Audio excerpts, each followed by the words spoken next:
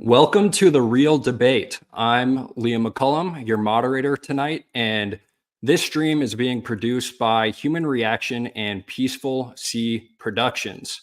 We're here tonight because Montana PBS has excluded Montana Libertarian Senate candidate Sid Daoud from a publicly funded debate. So we are streaming this concurrently where you will hear Sid answer the same exact questions that Tim Sheehy and Senator Tester are being asked. So this production will go a little longer than the PBS production, but please share this around so that people watch our stream instead of PBS's. The debate is starting right now, so we're going to turn it over to Sid and have him do an introduction, and then we'll get into the debate. Hi, I'm Sid Daoud. I'm your Libertarian candidate for U.S. Senate here in Montana. I was born and raised in Great Falls. I'm a fourth generation Montanan on my mom's side, and I am the son of an Armenian immigrant on my father's.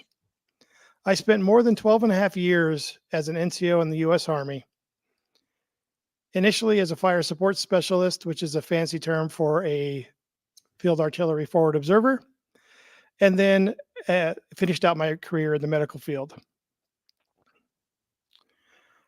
I married my high school sweetheart, Krista Marie Daoud. We've been married for 34 years and have 3 children. They're all great human beings. I am a city councilman in Kalispell, Montana, and I'm serving my second term on the council at this time. I'm running to bring some sanity back to Congress. Our debt and inflation is out of control. Our foreign policy is erratic and dangerous, with little thought to the cost, both monetary and human. Thank you. Now from the Montana PBS studios in Missoula, John Twiggs and Anna Rao. Good evening and welcome to tonight's Montana U.S. Senate debate. I'm Anna Rao. And I'm John Twiggs. We'd also like to welcome viewers joining us on our live stream through our YouTube and Facebook channels. We have the qualifying candidates in our studio tonight.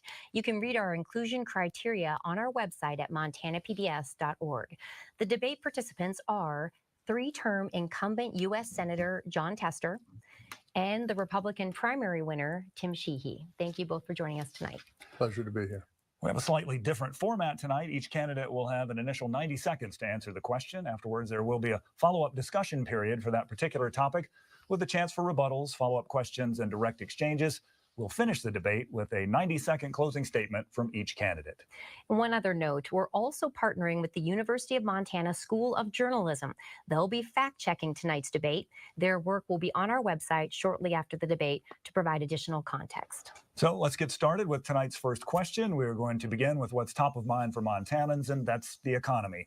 Well, recent data does show some improvement there, but one aspect absolutely seems to remain out of reach for middle-class Montanans, and that's buying a home.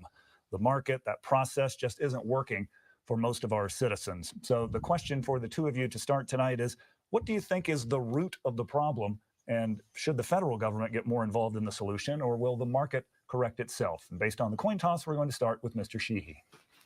Well, first of all, thank you for having us tonight. Senator Tester, thank you for coming, and thanks for your long years of service to the state and to the country. Housing from coast to coast is a huge issue right now, especially for Montanans, as we've seen a large influx of people, especially during the COVID years. Housing is getting more and more out of reach for working class families. And we hear a lot about the 3 I's, which is interest rates, inflation, and insurance.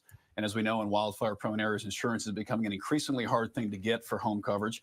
And that affects your mortgage, because oftentimes you can't get a mortgage if you can't insure the home. But the 4th I we don't hear about much is immigration. We've had 12 million people enter this country by some accounts in the last 3 to 3.5 years. That's a massive increase in demand in a very inelastic market. To have a 2 to 3% increase in demand in a very short period of time, whether the low income or middle income folks, they need a roof over their head. And they are stranding housing markets just as much as the other 3 I's are. So securing the border does tie into housing. And of course, inflation and interest rates also tie into that. Additionally, we have to find ways to have common sense insurance coverage, as we're seeing the devastation in North Carolina and Georgia right now. We've experienced similar devastation across the American West during wildfires. It's important for Americans to be able to access affordable insurance for their homes. And that plays into this as well. I'd say finally, of course, is the trades. We need more people who are going to work with their hands in this country. We've got to reward people who work with their hands. And that means two-year education, trade school education. You can make a good, honorable living and build financial security with a career in the trades. Thank you, Mr. Sheehy. Senator Tester. Well, John, I think home prices are way too high in Montana. We've seen ordinary Montanans not be able to afford to get into a home. And so it's caused by a number of things. It's caused by people who have hundreds of millions of dollars coming to this state and buying home after home after home. It's caused by hedge fund folks coming in, buying homes and kicking Montanans out. But the bottom line is we got to have solutions. I've done some things. I've got a bill right now, as a matter of fact, that would offer a $15,000 tax credit to first-time home buyers, and they could use that tax credit for a down on the home, which would help them get into the home. I've got another bill that would stop the hedge funds from buying up the homes and kicking Montanans out and jacking up the rents, which absolutely needs to be done. And we've been doing that through the tax code. And then, of course, tax credits to be able to empower the private sector to be able to build more homes. But in the end, as long as we got folks that want to come to this state that have hundreds of millions of dollars in their bank account, that want to make Montana into a playground for the rich, we're going to have a hard time having homes for working class people, for those tradesmen that Tim talked about, and for, quite frankly, businesses that want to hire people to be able to afford to live here. And so, look, some of my solutions will help. Thank you, Senator Tester. All right, Sid. So the question was about the economy, specifically about the problems with people being able to afford a home in Montana.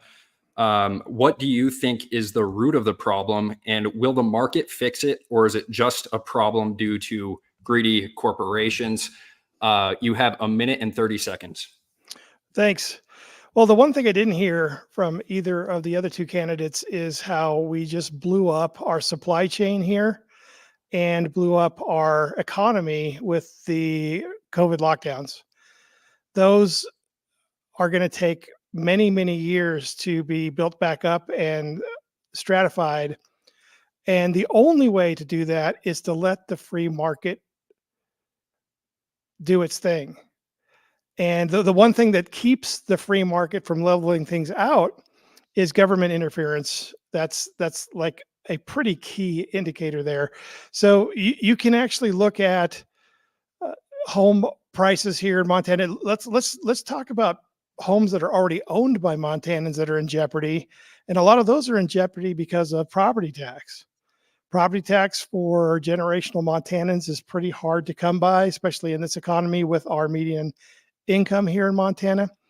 And, you know, the one thing that I've done the most of in my 2 terms on city council in Kalispell is to attack the lack of housing in Kalispell. We have less than 1% available housing right now. So we've been building.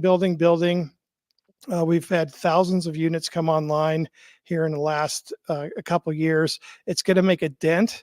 But the problem is that according to studies, we're in a 5-year pattern where we just have to just blitz building to accommodate the market, so that the unit price is going to come down, and it won't do that until we have competition between these the homeowners and especially in the apartment complexes. Rent Thank you, prices Sid. We're right over now. time. Thanks. Let's dig a little deeper into this with some follow-ups and rebuttals, and we'll start back with Mr. Sheehy. Yeah, I think the federal government getting involved more in housing projects, as we see, if you want a problem to get worse, hand more of it to the federal government. And I think having Congress come in and having the federal government try to take over housing or price fix housing or start turning the knobs on a market, usually that ends up making things worse. And we've seen that in education, where we started federally backed student loans that have driven the cost of education through the roof. And folks are now realizing that taking on that amount of debt to get a college degree may not be the best path after all. So, building regulation has slowed a lot of building around this country. And here in Montana, we've seen massive growth in only a handful of our communities across the state, while other communities are suffering and they'd like to have economic growth. So, incentivizing folks to start businesses and grow their families in places that maybe, are not Bozeman and Missoula, because as we know, those housing markets are running away from us so fast. Thank you, Mr. Sheehy. Senator Tester? Well, I don't care if you're living in the biggest towns in Montana or the smallest ones, housing is a huge issue. I'm not talking about regulation. I'm not talking about price fixing. What I'm talking about is giving people a hand up. Look, my grandparents moved here in 1910 because of policies that were put forth in the Lincoln administration with the Homestead Act. That allowed us, our family, to be here for over 110 years and still going strong. I'm asking for the federal government to do the same kind of thing for first-time home buyers in our state, to be able to give them a hand up, to be able to afford that first home that they wouldn't normally be able to afford with the potential tax credit bill that I have. But in the end, it's going to take everybody working together to make this problem go away. It's not going to go by its own. And if we can empower the private sector to build more homes through tax credits, that's a good way of getting the problem solved. Mr. Sheehy? All right, Sid, for your rebuttal. I agree with some of the things that the other two candidates put out, but I will tell you that the housing issue here in Montana is way more complex than just one Band-Aid's going to fix the whole thing. The market is going to have to right itself. Supply chain is going to have to right itself so that the cost of materials isn't so high. And then we just have to have available units to compete against each other so that the price isn't basically set by like the last house that was sold. The price needs to be set by availability of housing in the market. And, Montana's got a long way to go to catch up here. We had a big blitz that was put on, like during any emergency that happens in the United States, people move to rural areas. People moved to Montana in flocks over the last 4 or 5 years. And we're going to have to let the market right itself to some point. But I think that government can get out of the way with some of these regulations. Zoning is a big problem. Restrictive zoning raises the price of houses like crazy. So there's a lot of things that we can do governmentally to get out of the way and let the market right itself. Yeah, I mean, in continued investment in our trades, we don't have enough electricians, we don't have enough carpenters, we don't have enough sheet metal workers, and so many other important skills that are critical, not just to building homes, but also to have our manufacturing industry and reindustrialize America. We've seen industrial jobs flee overseas. We need to start bringing them back. And whether it's our defense industrial establishment or whether it's food security, we need to bring skilled labor back here to America. And that starts with educating them here in Montana as well as around the country. That also starts with timber. I mean, a lot of people don't always connect the dots, but we need timber to build homes. And we used to have dozens of timber mills across the state of Montana. Now we're at about 5 or 6 of them. And we're seeing that problem across the West where timber leases are being injuncted by extremist environmental lawsuits that are stopping common sense logging projects that aren't going to clear cut these forests, but provide good paying jobs for some of these rural towns and also provide cheap, affordable timber for our communities. As we saw during COVID, I mean, timber was quadrupling in price sometimes, making it unaffordable for people to even do DIY projects. And final word to Mr. Tester. It's all circular. And I can tell you, it's been 10 years ago, and a lot has happened in the last 10 years, and Montana's grown a lot in the last 10 years. But even 10 years ago, in a town like Havre, Montana, I was hearing from businesses that even when they could hire people, there was no place for them to live. And so everything needs to work. You're right, we need to have tradesmen. That's why we need to support things like the Job Corps and our tech schools throughout the state of Montana. And they do a great job, and they do a great job of really moving where business needs them to move. And we need to continue to support them at all levels of government. But the bottom line is we've got to have houses in the end.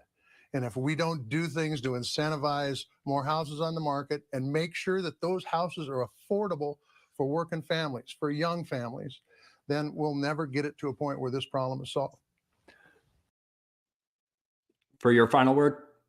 My final word would be to invest in something initially here. While the market rights itself and while the housing prices slowly come down, there's some things we can do in the meantime. And one of the things that was a mainstay of our country for the first 150 years were boarding houses. We've gone away from that. That is a stopgap fix while we're waiting for the housing market to settle. A lot of our government regulations or zoning do not allow that kind of a structure. And that's something we can do right now to get people into housing. Thank you both. We're going to move forward now and on to our next topic. Montana has a ballot initiative this fall that would enshrine abortion rights in the state's constitution. 9 other states have initiatives seeking to secure abortion access this fall, while 1 state has competing initiatives. Across the nation, there's a patchwork of laws and limits. Do you believe there should be a single national law on abortion in the United States? Why or why not? Senator Tester, I believe women should be able to make their own healthcare decisions. That's the bottom line. It shouldn't be the federal government. It shouldn't be a bureaucrat. It shouldn't be a judge. Women should be able to make their own healthcare decisions. That's what Montanans like. You know, we talk about Montanans and Republicans and Democrats, but the whole lot are libertarian, and they don't want the federal government or any government telling them how to live their lives. And so I want to see Roe reinstated. And I think this initiative, this ballot initiative that's going to be on the ballot, will do exactly that. It will enshrine it into the Constitution so that women can make their own healthcare decisions. My opponent, on the other hand, feels exactly the opposite. He feels he's more entitled to make that decision than the women are. Look, these are complicated decisions. And as I said before, a U.S. senator or a judge or a bureaucrat shouldn't be making these decisions. The woman should be making their decisions. In fact, Tim has went so far to say he doesn't even believe the ballot initiative should be on the ballot so that Montanans wouldn't be able to even vote on this. Look, this is fundamental to democracy, and this is fundamental to who we are as Montanans. In my entire lifetime, I've never seen a freedom stripped away like the Supreme Court did with the Dobbs decision removing Roe. We need to have Roe reinstated. Thank you, Senator Tester. Mr. Sheehy. Well, the ballot issue will be, if it passes, will be the will of the people. I'm a law and order candidate who believes in our Constitution, both of our state and our federal government. And if the people of Montana vote for it and it passes, then it's the law of the land. But what the Democrats have been pushing is, quite frankly, the most extreme abortion legislation in the world. And I'll not apologize for wanting to protect the life of an unborn child.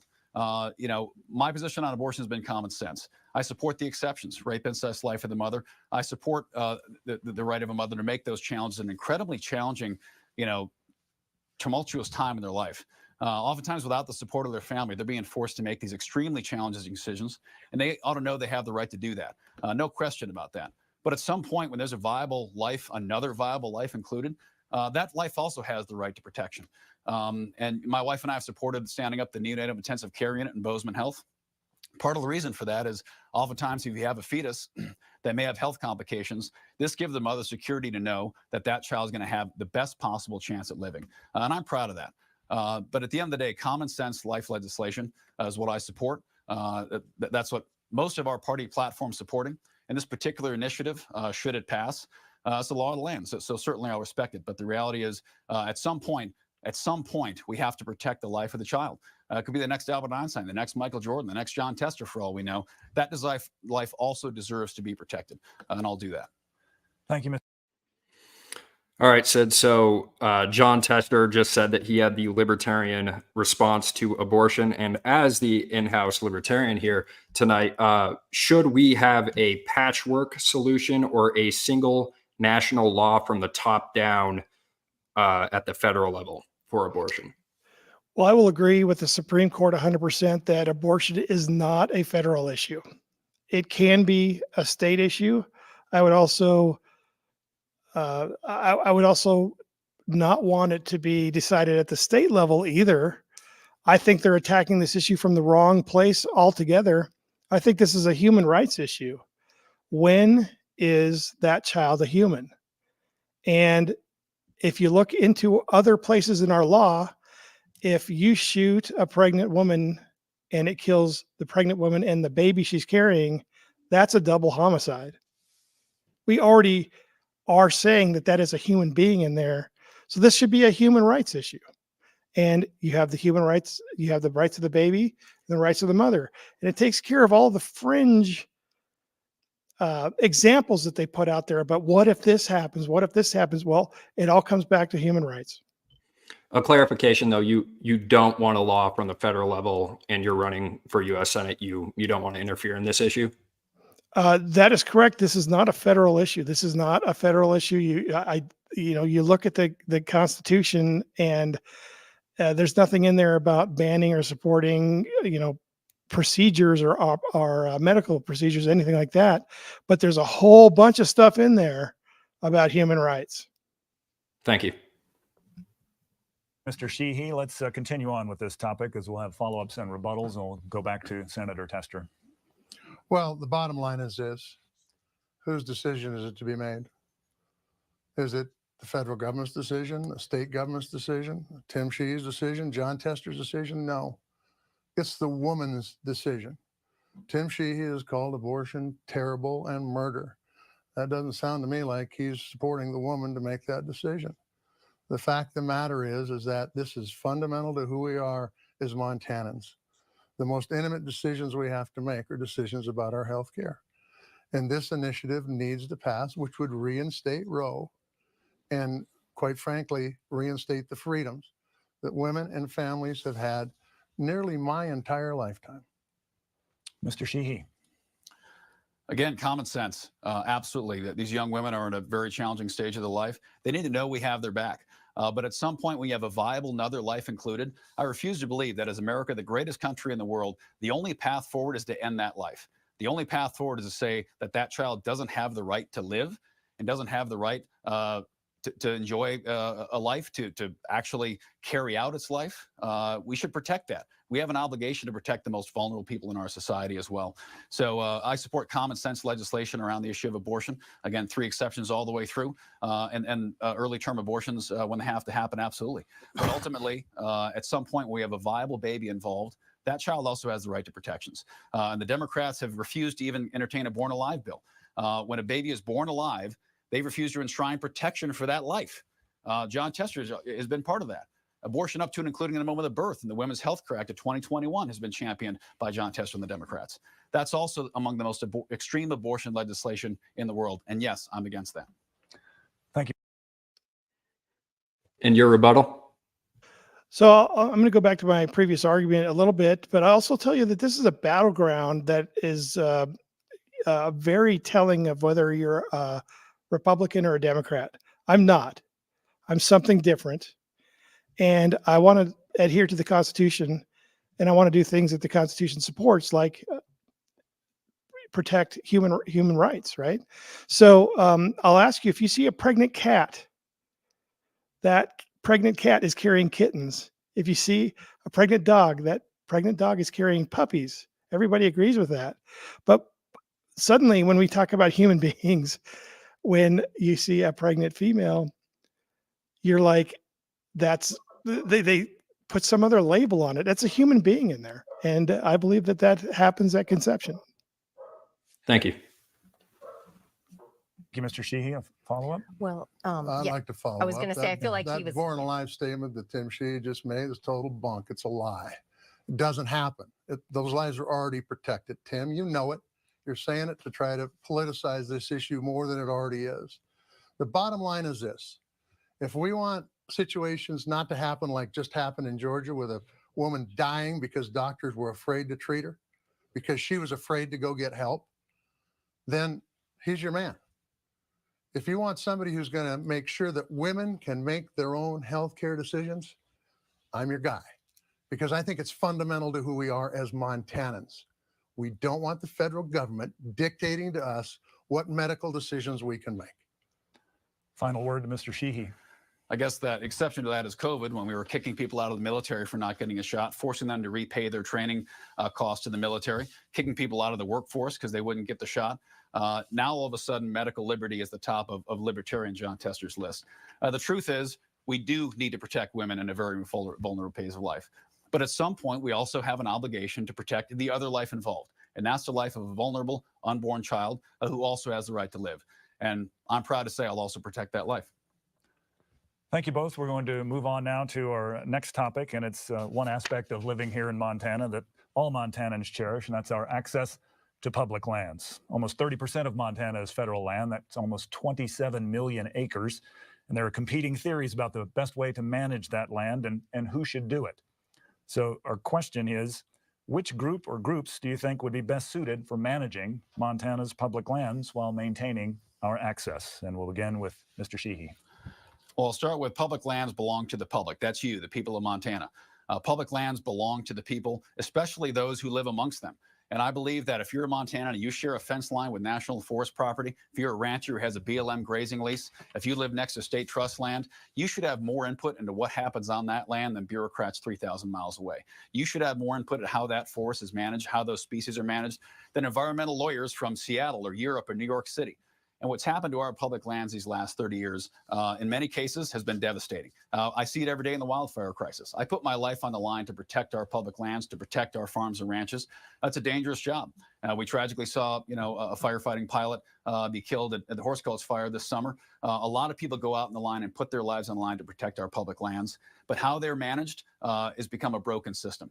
We have bureaucrats making decisions, oftentimes who've never been to those lands. So public lands must always stay public. Public lands should stay in public hands, no question about it. But I believe in far more local input to make sure that those lands are managed in accordance with what's best for the local community. And that takes into a lot of considerations. But whether it's county input, state input, or local land boards, we need more local input into how those lands are managed. Montana see it and breathe it every summer with the wildfire crisis. Instead of let it burn, we should manage it more effectively. Thank you, Mr. Sheehy. Senator Tester. Public lands are one of the things that makes Montana the last best place. Public lands make it so we don't have to be a millionaire to be able to go out and fish and hunt. Public lands employ tens of thousands of people in this state and is worth over $6 billion a year to our economy. The reason all this is true is because they're public lands and they need to stay in public hands. Tim has made an incredible transformation on this issue, because when he first started running, he said that public land should be turned over to either his rich buddies or the counties, remove protection. Bad idea. And it would change Montana in a way that is never make this state the last best place. And in fact, Tim even served on a think tank on their board of directors that's job was to privatize our public lands. Many of his donors are politicians that have been trying to privatize our public lands. Either they don't understand the value of it or it's just wrong. In Tim's case, his view of turning these lands over to counties or open them up for his rich friends to buy them is just the wrong direction to go for Montana. And it would impact regular Montanans in a very negative way. I've fought for public lands during my time in the U.S. Senate, even going back to my time in the state legislature. And I'll continue to fight for those public lands moving forward. Thank you, Senator Tester. Let's follow. All right. The question was whether federal land should be in state control or federal control. Generally, who should control federal land?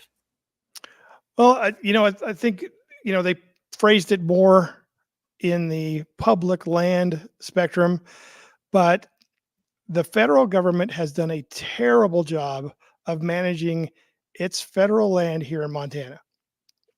If you look at the devastating fires that we have in some of our worst fire seasons, the areas that are hit worst are the lands that the federal government takes care of. We here in Montana know much better how to take care of our lands than some bureaucrat in Washington, D.C. I would love federal lands in Montana to be given over to the state for its care so that we can care for the land and keep it public, but in state hands. We can keep that land for us to use and preserve it the way we know how to preserve it. Follow up on this and back to Mr. Sheehy. Yeah, which donor are you talking about that wants to sell public lands? We can get you a list if you Oh, like, sure, Tim, but yeah. I'm sure you know who they are. So the truth is, public lands belong to the public. This summer, actually, I was risking my life flying a fire outside of Fresno, protecting one of the oldest sequoia groves in the nation. Public lands belong to the public. They don't belong to bureaucrats 3,000 miles away. They don't belong to environmental groups who are going to tell us how to run them. What Senator Tester just said was blatantly incorrect. The organization he's talking about advocated for better private management of our public land services organizations, like, at Yellowstone National Park. When you go down there and stay at a hotel or enjoy the amenities, you may know those are run by a private company. So the policy paper he's talking about was actually taken and put into use by the National Park Service to enhance services on our national parks for the visitors. No one, including myself in that organization, has ever advocated for selling our public lands. Never have and never will. But I do absolutely will every day advocate for more local control of those lands because I believe they belong to you, not the government. Senator Tester. And your response to Sheehy? Well, these guys are getting a little choppy at this point. I'm still sticking with the United States Constitution. The Constitution does not allow the federal government to actually own land outside of Columbia, where Washington, D.C. is. And that has morphed over time against our Constitution. I firmly believe that we here in Montana can take care of that land better than the federal government can. And I think you can see that when you look at the devastation that fires cost. You see what happens when it's a national forest. You see what happens when it's a state forest. Then you can see what happens when it's a privately owned forest. They're much different pictures.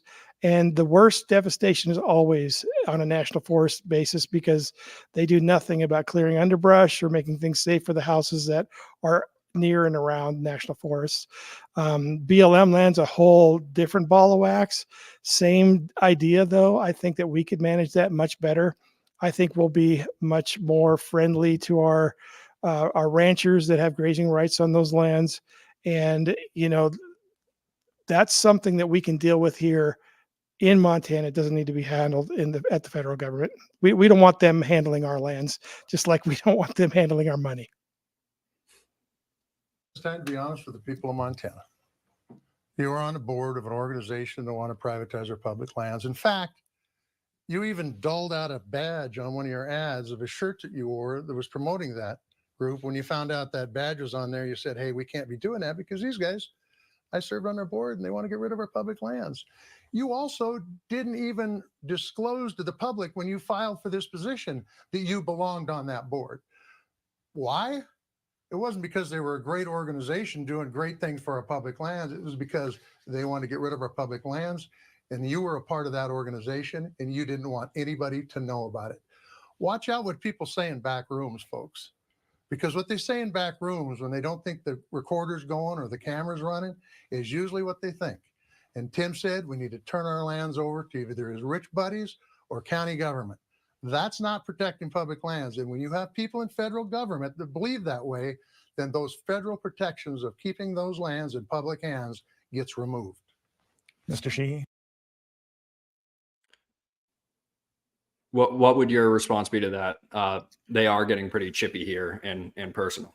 Yes, I did not think that the public lands issue was going to be the highlight of the debate tonight, but I'll continue to stand on.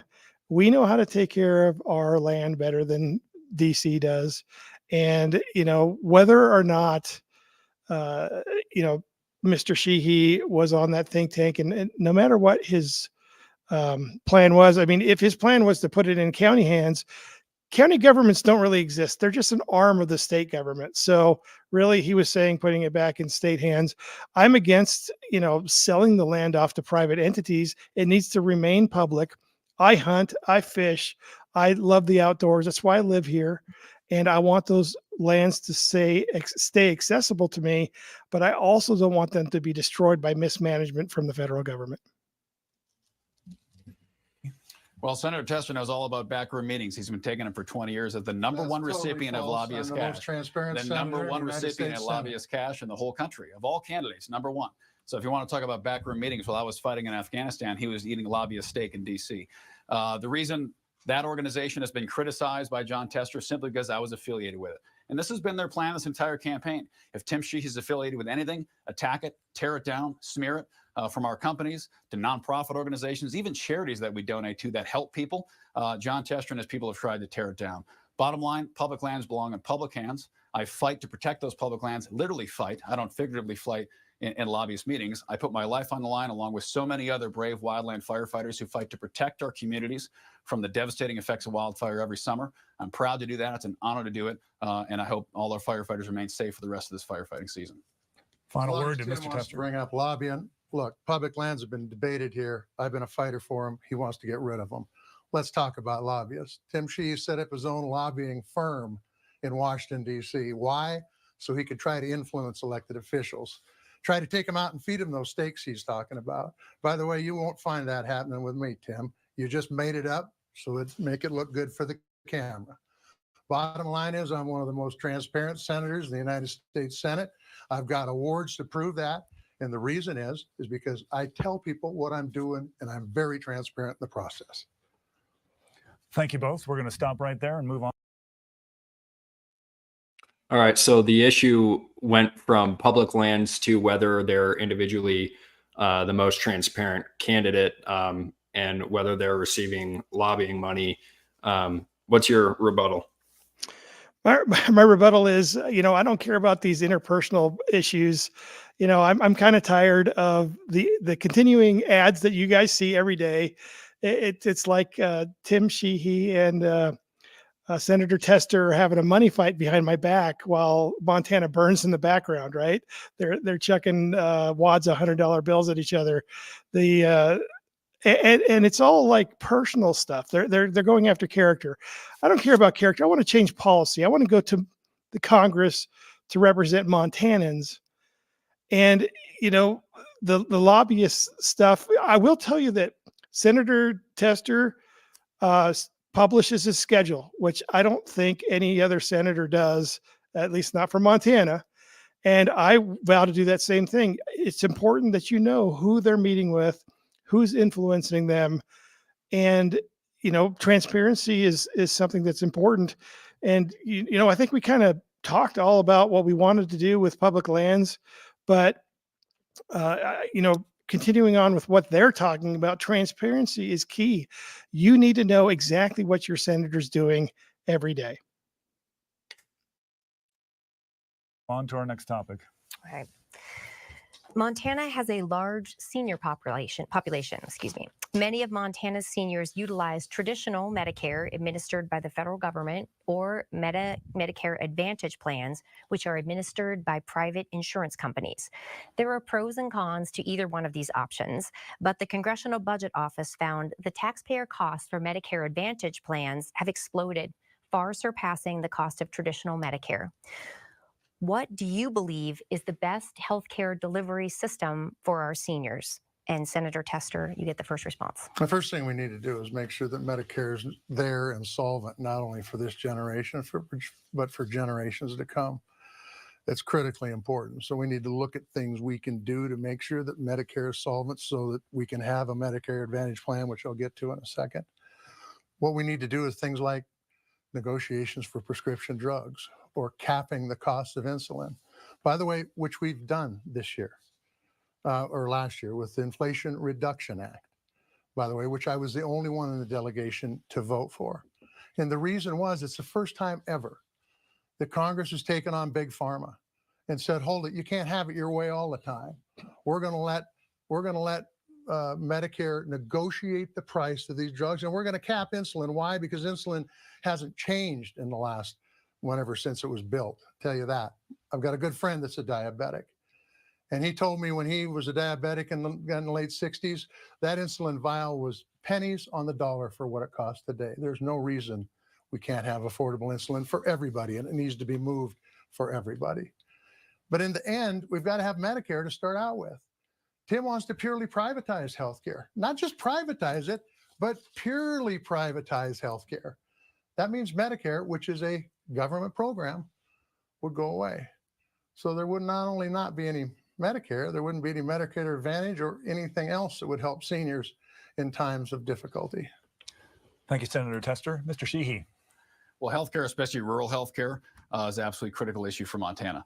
And I've been proud to be one of the largest donors in our state to healthcare causes, helping stand up our trauma centers, our neonatal intensive care units, and pediatric care.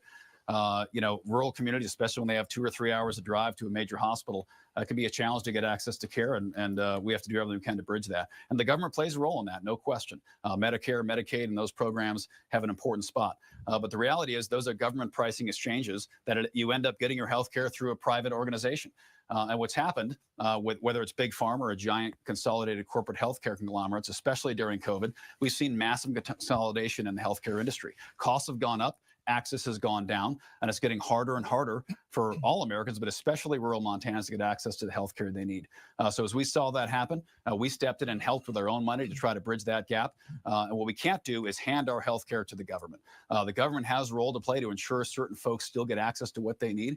But taking us to a single payer system, like John Test and the Democrats have continually advocated for, like Kamala Harris says she wants, single payer healthcare and government run healthcare for everybody, one size fits all. That's a pathway to a disastrous healthcare system that other people come here to get away from that. So the truth is the private sector still is the largest provider of the healthcare in our country. Taking that and handing it to the government is not the right answer. We've got to continue to make sure Medicare and Medicaid are funded, but private health care is going to be our answer to making sure we continue to provide those key services to rural Americans. Thank you, Mr. Sheehy. All right, so the question was, what is the best healthcare plan for seniors? And there was some commentary about Medicare and Medicare Advantage plans becoming too expensive. Sure.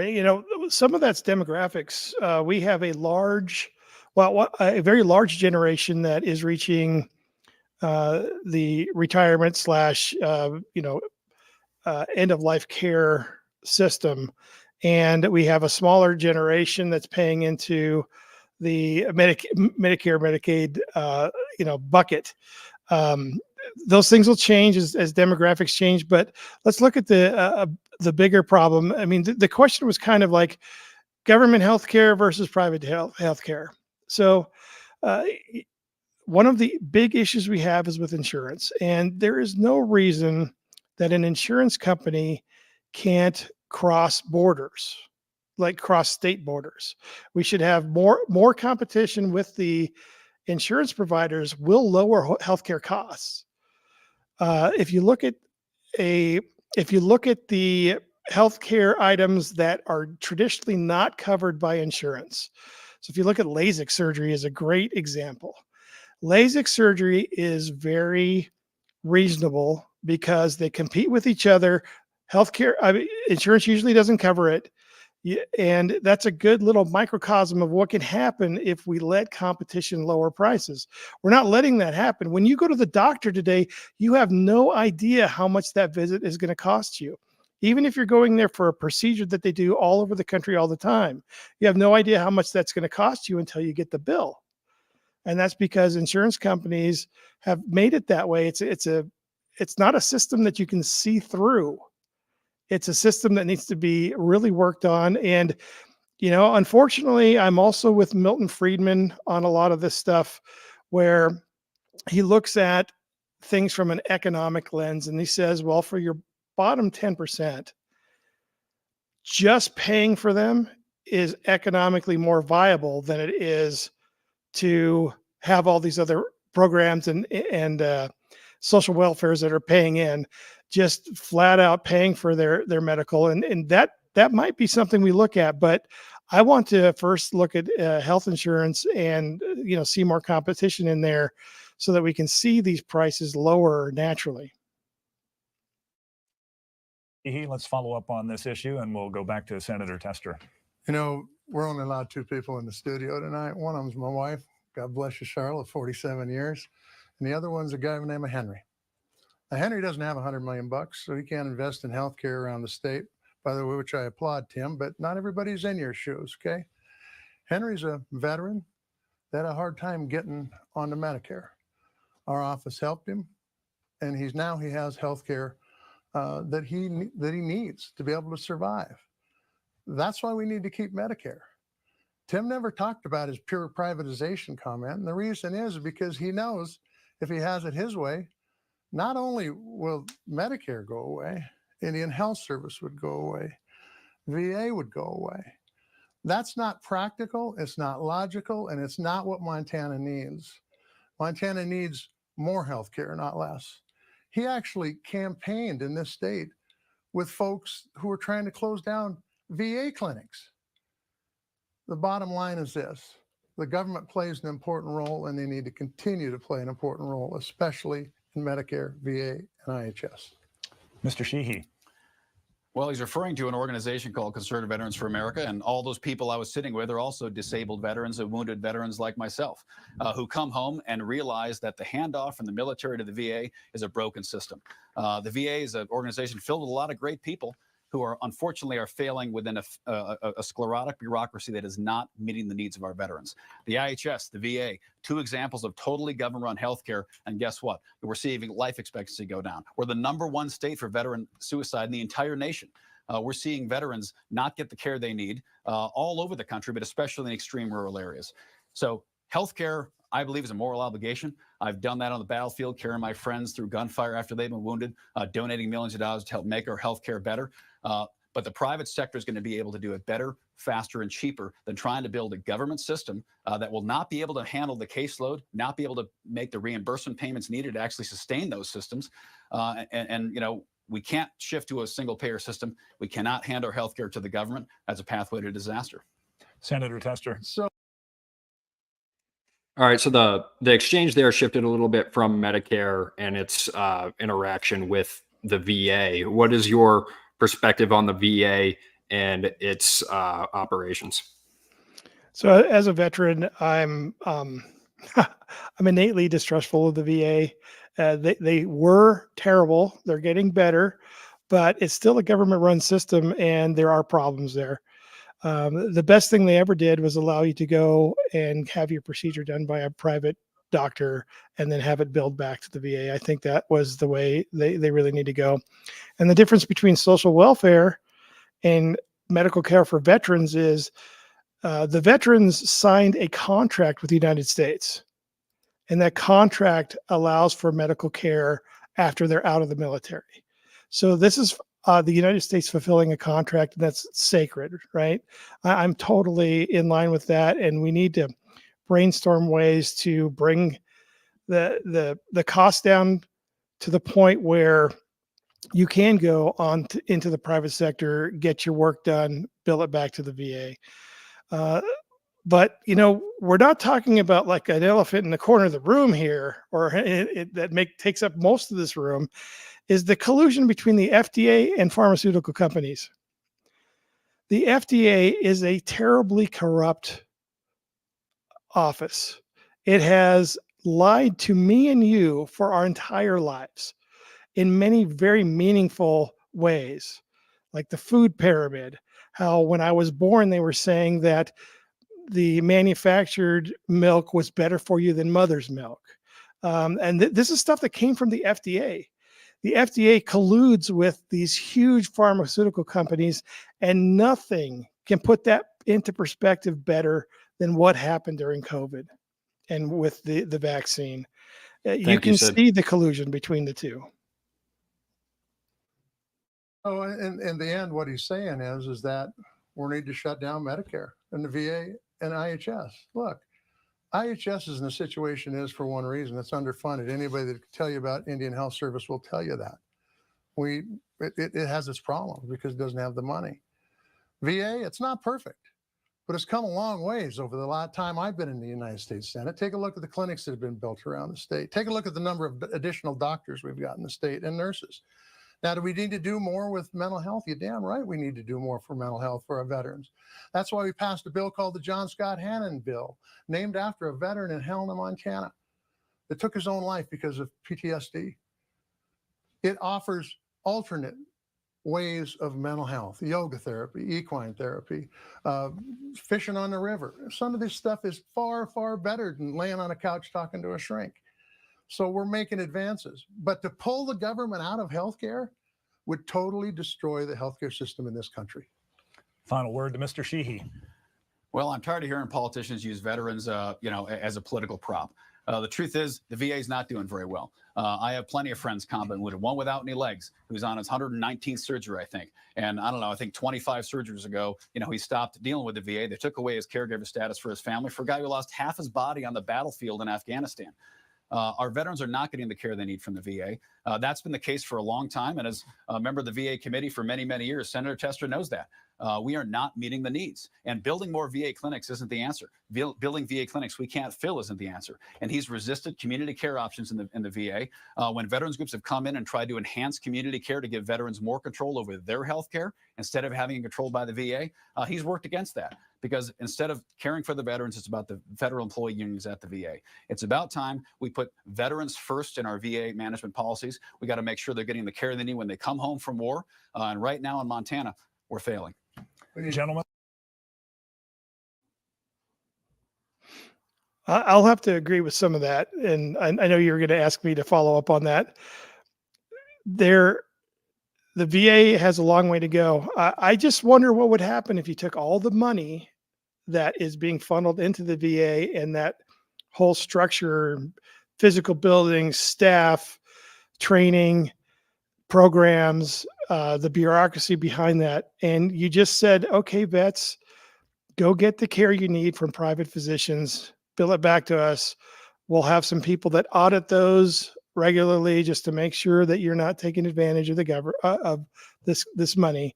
But I think we could do it much better without having to have a standalone VA clinic or a standalone, VA hospital.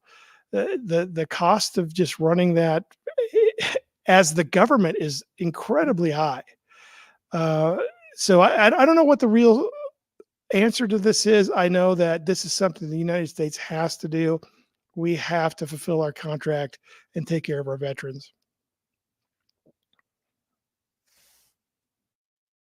This conversation. We're going to have to stop it there, I'm afraid. Because I'm telling you, what he just said about community care was total horse. Noted. We're going to move on to our next topic. Okay. Montana, like the rest of the nation, has a growing fentanyl problem. U.S. Customs and Border Protection officials say the vast majority of the drug is coming in at normal ports of entry carried by legal U.S. citizens who are paid by the cartels as drug mules. Given this, how do we keep fentanyl out of our country and out of our state?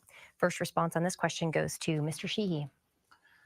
Well, I think the flow of fentanyl across the border has something to do with legal immigration. Also has a lot to do with illegal immigration. The data we get from federal agencies, oftentimes we heard, the Biden administration created 800,000 jobs. We found out they didn't. So also, when they're classified as asylum seekers, oftentimes they're called legal. They're still coming across the border in droves in a fashion that would have formerly been classified as illegal. The fentanyl coming into this country is devastating our rural communities. It's devastating our cities and our travel communities all across the nation, but especially here in Montana. Illegal immigration and the drug trade is a core part of this. We saw numbers just released recently that say, upwards of 13,000 convicted homicide offenders from countries have come into our country crossing the border. About 500,000 of the last 10 or 11 million that have come in have been convicted of crimes in their home country.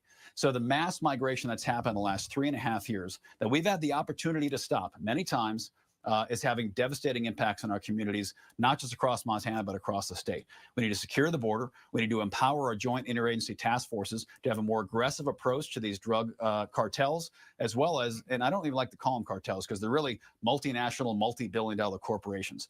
They're massive organizations, very sophisticated with a lot of money and a lot of technology. We need to up our game to oppose these organizations, because right now they're running circles around us and they're killing 10, 20, 50, 100,000 Americans a year sometimes with terrible opioid fentanyl-related overdoses.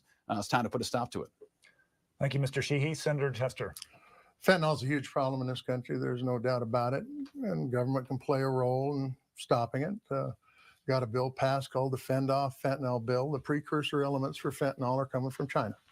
And they're going into Mexico. Mexico's making the fentanyl and shipping it across the border and poisoning, and it is poisoning our people. This puts serious trade restrictions, tariffs, everything we can on China to make them stop doing that. They need to clean up their act, and they're trying to destroy this country.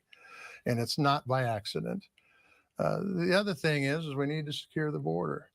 We had a bill 6-8 months ago, a bill that would have put 10,000 more troops on the southern border. Some of those would also went to another northern border, by the way, which we also need. It would have put x-ray machines at our ports where these cars and trucks with the fentanyl coming through that you're talking about would, so we could stop the fentanyl right there before it got into this country. It would tighten those asylum laws that Tim Sheehy was just talking about. So you wouldn't have, you would just say 3 magic words and get across the border. It would have made it so we could have shut down the border if they had become overwhelmed. It was a good bill. It was a bipartisan bill, negotiated by a conservative Republican, a liberal Democrat, and an independent. The best legislation possible. Tim Sheehy said he wouldn't vote for that bill even before it was out to be read. We need solutions, not politics in Washington, D.C. All right. So the question was originally about how we keep fentanyl out of Montana, and it kind of morphed into a question about immigration as well. So take that wherever you want. Okay. Yeah. So it's interesting that how that question morphed into something different. But anyway, I don't think there's anything that the federal government loves more than to prop up and make cartels successful. We have been engaged in this failed drug war for 50 years, and it has not done anything to stem the tide of any drug into the United States, but it has made it very lucrative if they're able to do it. I mean, it's dangerous, but lucrative. And they're making, billions and billions of dollars off of that every year. The cartels are.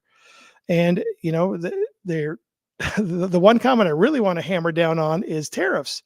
Tariffs are taxes that Americans pay. They don't hurt the country of origin like we think they do. They're actually a price tag that gets put on at our border for goods and services from other countries. So, and saying that China is the only deliverer of this, the fentanyl ingredients is crazy. I just read something that has a large portion of it coming out of India. India is not a country we're usually wagging our finger at, but that is happening. And in fact, it tracked it back coming through the northern border through Canada, but originating with the ingredients in India. So this is a huge problem. And if you can't hit them in the money, you will never get this tide to stop.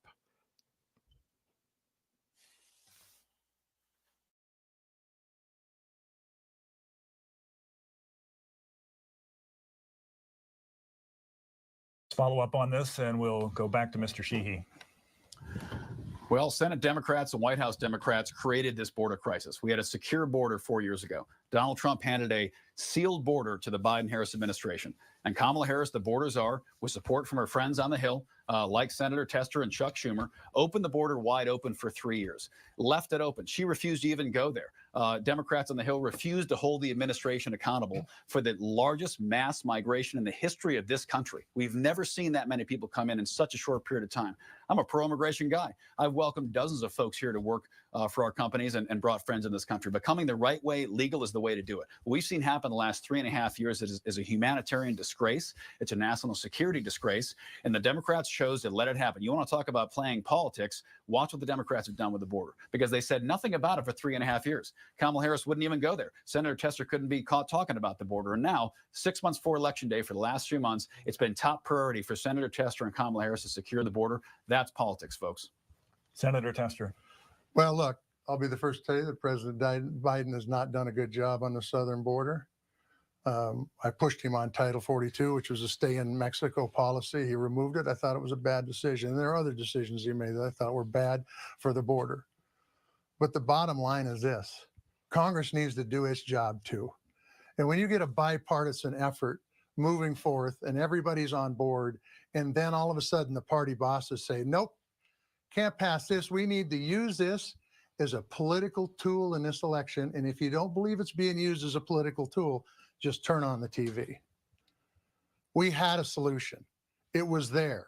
It could still be passed. Well, it won't be passed now till after the election, but it needs to be passed.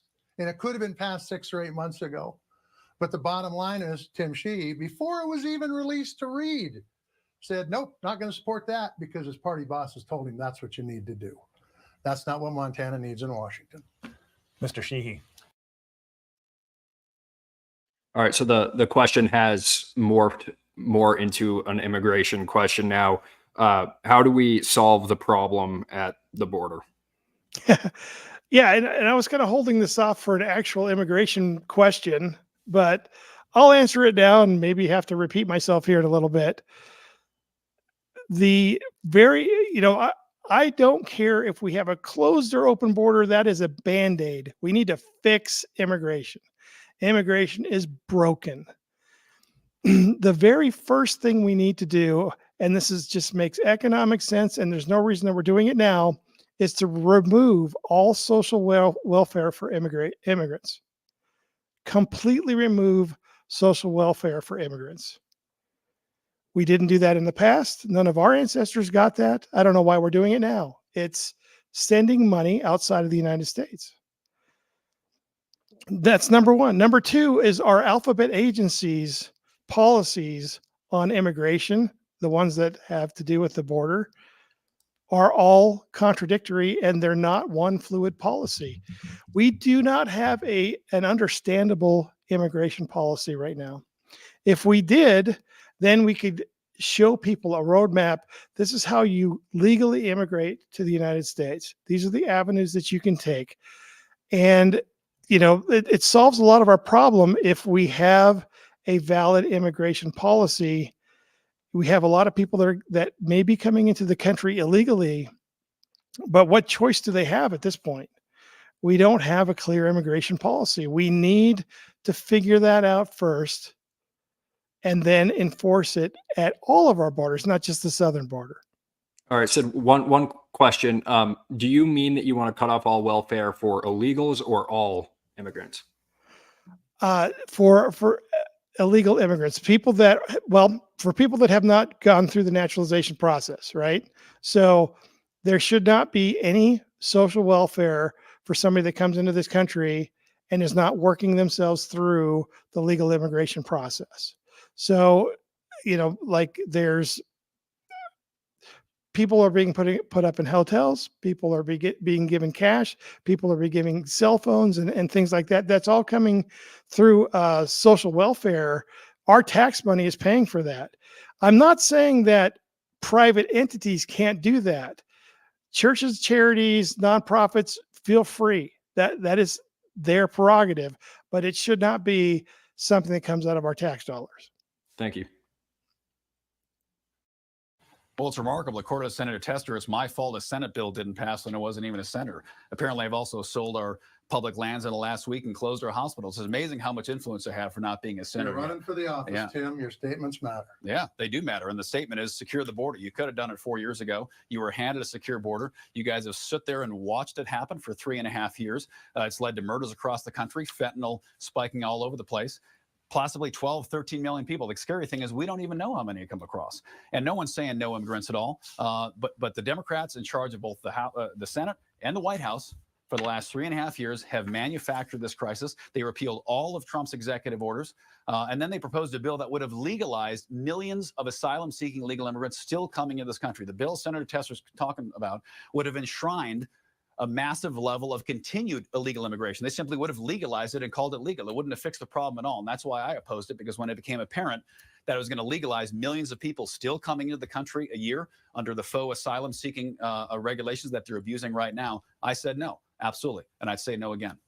Final word. I did not vote once to repeal any executive order, so that's flat wrong. That was done by the White House, and I didn't approve it when they did it.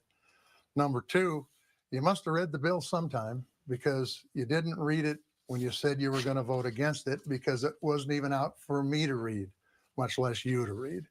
So now it's time to talk about what's in this bill. And I'm going to tell you, it ain't about 10,000 people coming over or anybody getting amnesty, because I don't vote for amnesty. What it would have done, it was have sealed the border, which is what this country needed. Well, should it have been done 3-4 years ago? Sure. Should it have been done 10 years ago? Sure. But the bottom line is, it could have been done.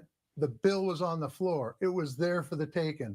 And because the party bosses said to Tim Sheehy, this isn't what we're going to do, and him and a lot of other Republicans in the Senate did too. In fact, all but I think 1 or maybe 3 actually said, nope, we're not going to vote for it.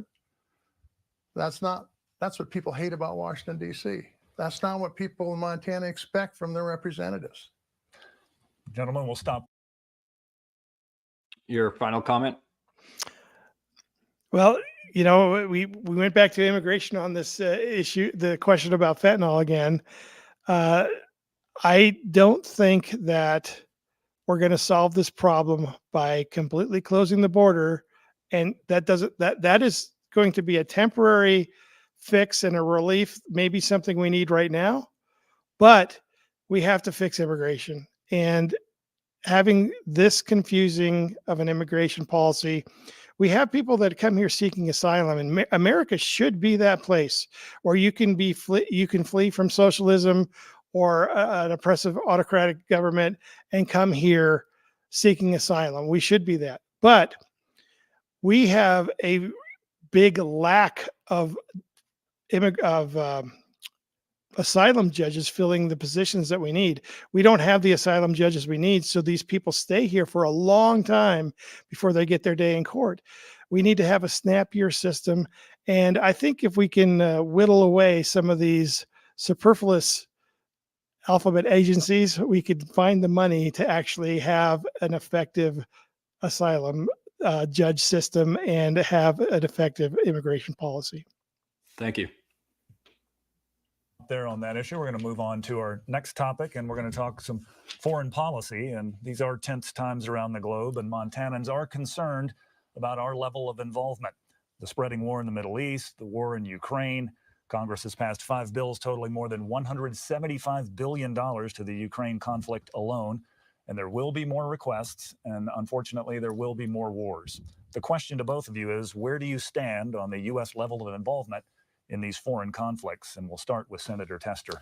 Yeah, thanks for the question, John. I'm going to tell you that the United States of America has been the economic leader and the military leader my entire lifetime of the world. And we need to maintain that position. And part of that is making sure that our allies can count on us so that when they need help, we can be there to help them. Part of that is to help promote democracy around the world. So the bottom line is this: can we fight every war that's out there? No, that would be silly. But you need to make sure that when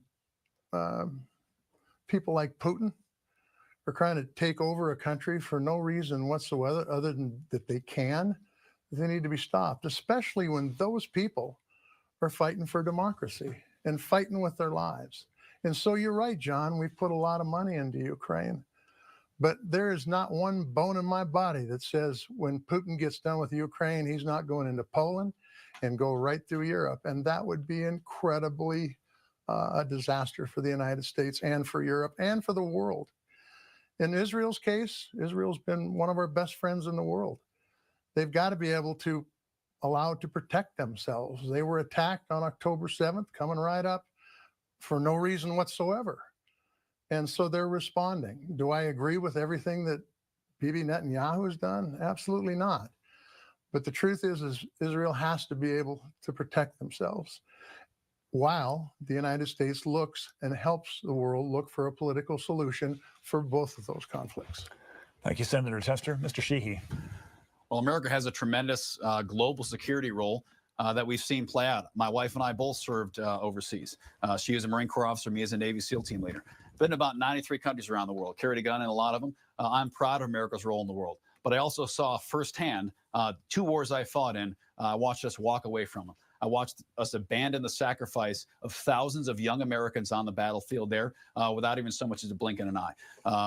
Biden and Harris walked away from Afghanistan, dishonoring the sacrifice of thousands of Americans, 20 years of war, trillions of dollars of treasure, handed it back to the Taliban and walked away. And to this day, no one's been held accountable. That set off a domino chain of weakness that has led us to the path of chaos we are on today. From Israel to Ukraine to the Indo-Pacific, where we're seeing China make moves that were unthinkable just 20 years ago. America has an important global role of leadership to maintain. We also have an obligation to our people to not commit them to endless wars, having been a veteran of 2 of them, that we don't intend to win and that we don't have the resources to fight. We can't build ships anymore. We can't build planes anymore. Our defense industrial complex is withering. Russia can make artillery shells and bullets faster than we can. So we have a role to play. I support Israel 1,000%. I hope Ukraine wins. I'm proud of the fact that early on we gave them the support, but now it's time for European nations to stand up. They have strong economies. They should be handling security in their region, just like we see our allies in South Korea and Japan helping to handle security in their regions. But we have massive global security responsibilities. We're entering a very precarious period for foreign policy. We need to be very deliberate about what we're going to engage with and what we're not, because we can't fight all the wars in the world right now. We don't have the capability. Thank you, Mr. All right, Sid. So the question was about foreign conflicts overseas and Montanans' distrust toward those conflicts and not wanting to see as many. Specifically, the question was asking about the foreign funding and U.S. intervention, what the United States' role is overseas, and if you think we should be involved in Ukraine, Israel, and Taiwan. That's a lot to answer in a 2-minute response or however long I have. I have a lot to say here, and hopefully we'll have plenty of time to discuss the things we need to discuss. We have a crisis. Right now, our military is spread too thin. We see our leaders continuing to rattle the saber to go and oppose new states, new actors, and the only way that we're going to be able to add another war is if we were to implement the draft. The draft is coming. If we continue on this road, the draft is coming, and now your sons and daughters will be drafted. That's the scary prelude to this. But let's back up a little bit and talk about foreign policy in general. We need to take a look at some of our most entangling alliances and probably renegotiate those. But more than anything else we need to do here in the United States is we need to involve the people back in the decision of going to war. We haven't declared war since World War II. A lot of times we're in a conflict. People don't even know it's happening. The nation's not following it. The people aren't supporting it. This is just like our government doing its thing and not our people backing the troops doing these that are involved in these conflicts. So, involving the people requires Congress to do its damn job. Congress needs to be the one that declares war, and then the president can take over as commander in chief and guide that conflict. The decision needs to go back to the people, though, and we exercise that through our members of Congress. Congress has given its war powers away to the Oval Office. So instead of having all of us tied to the representative that's voting to go to war, we have one man bringing us to war. That is not how America was supposed to be, and that's something that we need to fix immediately. The other parts about foreign conflict that we don't think about is what it does to our economy. The only sector that's booming is the defense industry. That doesn't trickle out to the rest of the economy like people think it does. It's lucrative there, but it's also very destructive to us in the rest of our lives. It leads to huge national debt. These wars cost a lot of money. And for the first time next year, the biggest piece of the budget for the federal government, the biggest piece of the pie is going to be repayment on loan, our debt. Or debt servicing is going to be the biggest chunk for the first time ever. It's going to beat military spending next year. And that's only if Congress gets together and actually does a budget, which it doesn't look like they're on the road to doing again. So Congress needs to do its job, and a lot of this stuff will be alleviated. We need to bring the people into these decisions, and I'll have more to say because I know I'm over my time. Mr. Sheehy, we'll follow up on this right now and go back to Senator Tester. Defense responsibilities are absolutely part of what we need to have and what we have had my entire lifetime. What we've seen China do over the last 20 years plus, trying to take over our position as the world economic and military leader is incredibly threatening for us as a nation, whether that's on the water, the Army, Air Force, satellites, all the above. They've been trying to be just like us. And so we need to make sure that our alliances with other people throughout this country, throughout this world, are top notch if we're going to be able to push back on them. It's apparent that North Korea and China and Iran and Russia have a pact going on, and every one of these conflicts are connected, whether it's Ukraine, whether it's Israel, whether it's what's going on in the Indo-Pacific. And so we need to make sure we're supporting our allies and that our allies are supporting us and pushing for freedom around the world, which is what we've always done. Mr. Sheehy. Well, these global responsibilities weigh heavy on our country, but first comes America and first comes our people. And people are sick and tired of seeing us spend hundreds of billions of dollars, trillions of dollars securing other countries. You know, we have 20,000 troops in Germany. We have 20,000 on the 38th parallel in Korea. Our Navy secures the entire global navigation security of the whole world. Freedom of navigation of the seas rests upon the shoulders of the American Navy. That Navy is under strain right now. We're seeing recruiting goals not being met by almost any of our services. Our ships are not meeting budget or schedule. Our submarines are not. Our aircraft are at too low readiness levels. The military has been ignored for too long. You know, and when we talk about Russia, Obama and Biden and Harris, they stood by and rubber stamped Putin invading Chechnya, Crimea, Syria, using chemical weapons, red line after red line. And the biggest thing that Democrats did was send a red button over to Putin's house and press it with Hillary Clinton there. Russia's been on the march for years. We've let that weakness go too far. After Afghanistan's collapse, the world knew that America was no longer going to protect its interest, and they've been taking advantage of us ever since. It's about time to put America first again and stand strong for our priorities on the world stage. Senator Tester.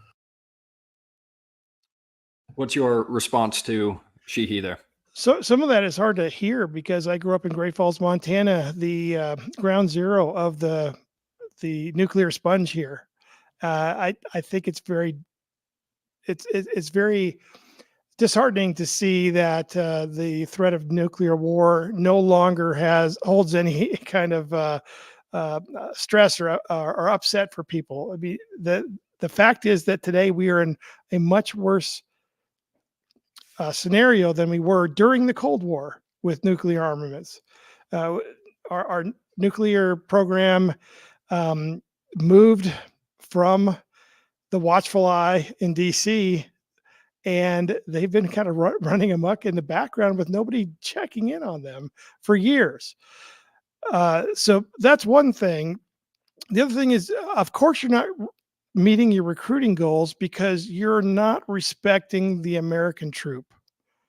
American troops are sent into conflict way too often and with way too little regard for their lives and what we're trying to get out of that conflict. What was our goal going into Afghanistan? To remove the Taliban?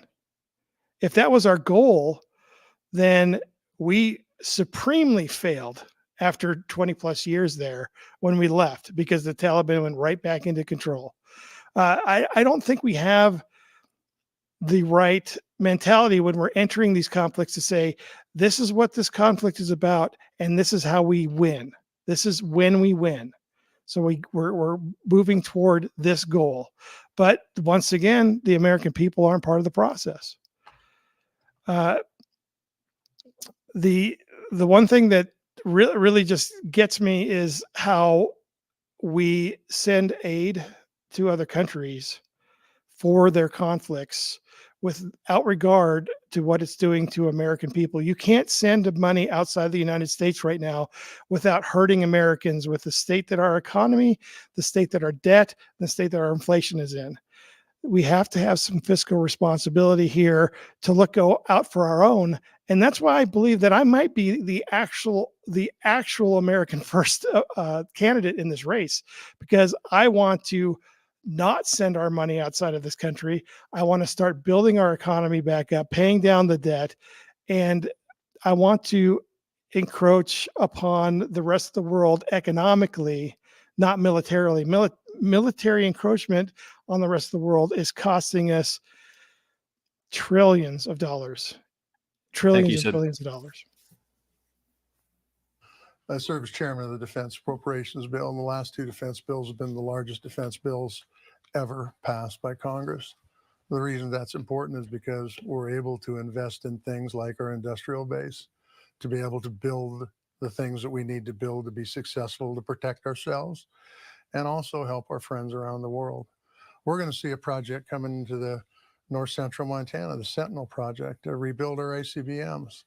That's the big deterrent that needs to be done. That's why we fund it. Because it's to protect the United States and help our allies. Those kind of things are being done over and over again around the country. And the bottom line is we need to make sure we have the strongest military in the world and that China does not overtake us. And that's why I've been pushing hard to make sure these investments are made. Final word to Mr. Sheehy. Defense acquisition and defense funding is absolutely important. But the most important thing, as the Marine Corps says, every Marine is a rifleman first. We must be investing in combat lethality for our troops. Their number one priority needs to be their ability to close with and kill the enemy. And we've seen, whether it's DEI initiatives or ESG initiatives or kicking Navy SEALs and Marines out of the military for not giving a COVID vaccine, we've seen priorities change for our military in recent years. And that's unfortunate because the people who pay the cost for that will be 17, 18, 19-year-old kids who deployed overseas. We saw that in Kabul, when disastrous foreign policy decisions made by the Biden-Harris administration cost 13 brave young servicemen their lives. I was on my cell phone with interpreters and American citizens desperately trying to evacuate them out of Afghanistan before the Taliban will hunt them down and kill them. This administration has exhibited more weakness on the world stage than any American administration in a generation. And now we're paying for those with global conflicts from Israel being attacked by Hezbollah, Hamas, and Iran directly, the Houthi rebels shutting down trade through the Red Sea, and of course, Putin invading Ukraine and China on the march. It's about time we reorient our military, we stand strong and protect our interests on the world stage. Thank you both. We're going to. All right, Sid. So just for the final comment here, Tester brought up Sentinel ICBM programs that he and both Senator Daines have funded. And then Sheehy brought up the Afghan withdrawal. Yeah, so yay nukes, right? That's what we're supposed to get out of that. I don't know how much more, who are we deterring? If we're just flirting with nuclear war, without regard to its actual that it might actually happen. I mean, who are we deterring? That's number one. So I'm not for the new Sentinel project. I think that getting bigger and better nukes is not something that we need.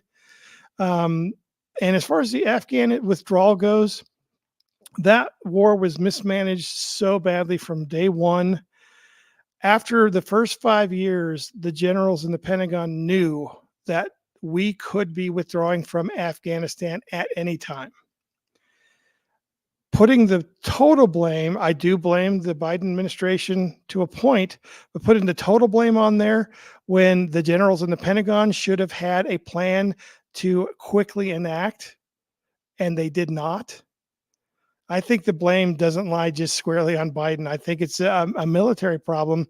And one of the reasons that it is that way is because we have not been, we're so stretched so thin, just the day-to-day operations take so much out of us that having like global plans or plans for an entire war to withdraw from a war is not something that we were prepared to do when we knew for 15 years we were going to do it. People were complaining about getting out of Afghanistan, within 5 years of us being there. Thank you, Sid. To move forward now to our next topic. All right. Native Americans die much sooner than their white counterparts here in Montana. In fact, across the nation, Native Americans have the shortest life expectancy of any minority group.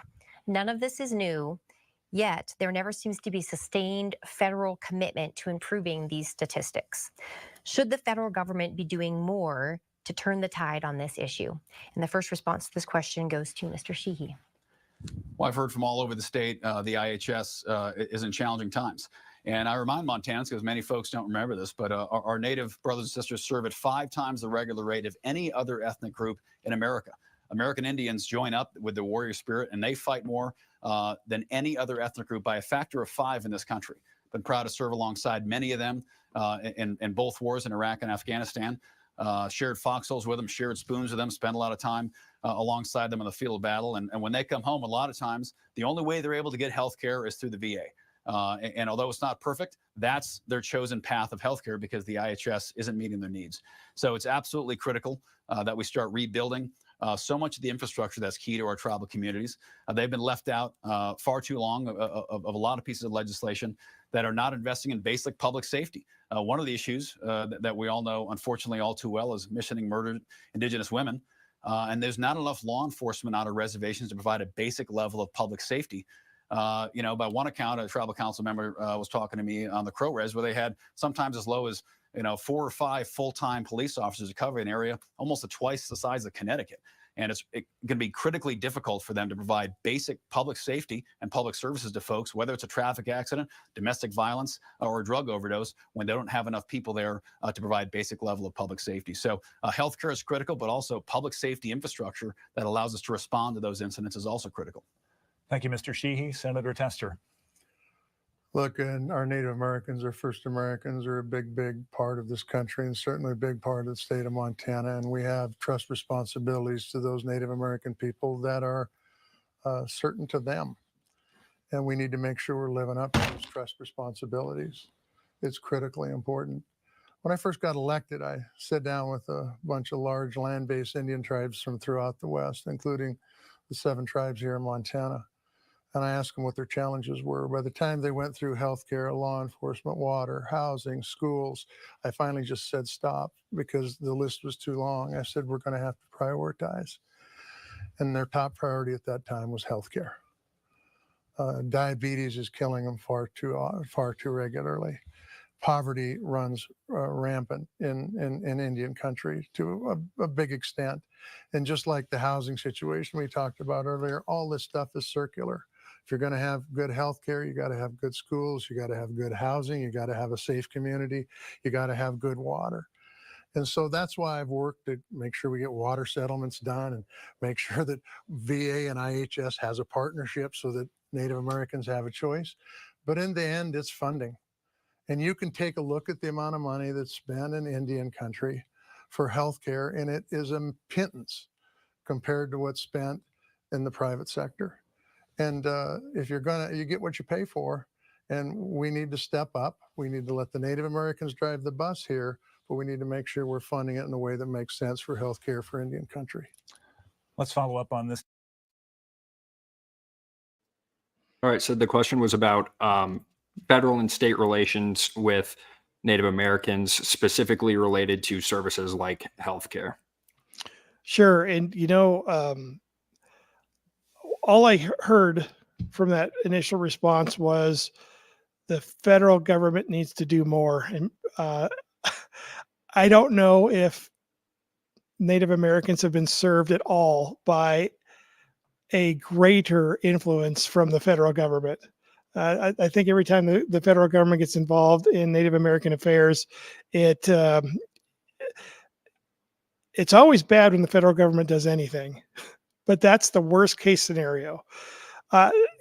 Letting the tribes actually be sovereign by the treaty, I think would help out immensely. Let them own the land that their structures, their houses are on, so they can get small business loans, so they can grow their economy within the reservation. Let them approach whether they want to be involved with law enforcement cooperation or whether they want to be involved with, maybe they want to take over their own healthcare system, and they want, don't just put the money into this program that has failed for years and years and years, and in fact has been detrimental to a lot of Native Americans over the years. Let's let them decide for themselves how they want their healthcare system to be, and it doesn't have to be the same, cookie cutter, one size fits all for every reservation, every tribe out there. I want to bring sovereignty to the forefront and let them actually make decisions for themselves, have the opportunity to grow their economies on the reservation, instead of what it seems like to me is the federal government is just giving them the bare minimum in order just to keep them down. That's what I see. I don't know how to put it in any kinder terms, but more federal involvement with the tribes is not what they need. Thank you, Sid. This topic, we'll go back to Mr. Sheehy. Well, I agree with Senator Tester. I guess we found something we agree on. But it's critical we invest in our reservation communities. One of the big issues I hear from them continuously, as we discussed earlier, was fentanyl. The drug cartels have been taking advantage of our reservations. They've taken advantage of the fact that there's limited public safety resources there, and they have a free hand to do oftentimes whatever they want. And it's deeply frustrating to many of our tribal elders and leaders on the reservations who don't have the ability, the funding to create that public safety net that's so critical. And when it comes to the IHS, there's a long history there of almost a century now of a lot of challenges, but a lot of it does come down to funding and access. These reservations are by definition very remote areas, and oftentimes they don't have the ability to access, especially our veteran tribal members, to get easy access to the VA. So for our veteran tribal members, we have to ensure we can get them the VA care they need. And for our non-veteran tribal members, making sure the IHS is properly funded and resourced so they can get the health care they desperately need. Senator Tester. Tim, if we'd have passed that bill that was up 6 to 8 months ago, it would have made a huge difference in fentanyl across the United States, including Indian country. We also need to plus up the FBI budget, something that, quite frankly, your party has been trying to take money away from. We need more FBI agents in this state. Why? Because it will help fight crime in Indian country. The bottom line is this, though. Tim, if you really feel this way about Native Americans, you ought to apologize for the statements you made about them that were totally inaccurate, but yet you won't. And you're going to say they were cut up or taken out of form. Look, that's on tape once again, and you didn't think anybody was listening, but believe people when they say stuff in a back room. Mr. Sheehy. All right, Sid. So they brought up the fentanyl problem again, and then the FBI budget, and then they started chipping at each other. Yeah, it's just what the Native Americans need is more FBI, right? It's ridiculous. That we need to allow them to be sovereign. We need to allow them to expand beyond the small police force that they put together in conjunction with the FBI. It needs to actually be them policing themselves. I think that's what they want. I think they feel more comfortable there.